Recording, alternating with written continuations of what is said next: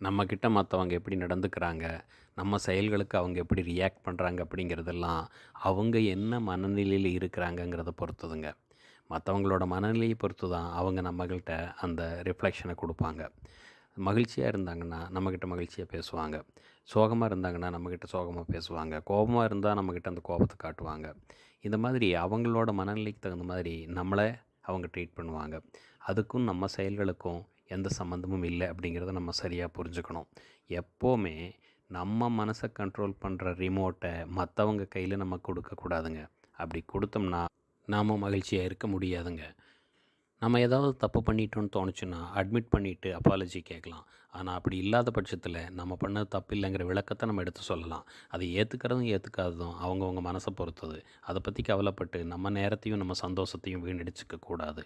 யோசிப்போம், மகிழ்ச்சியை நோக்கி பயணிப்போம். உங்கள் ஆர். ஜெகநாதன், சிறுமுகை.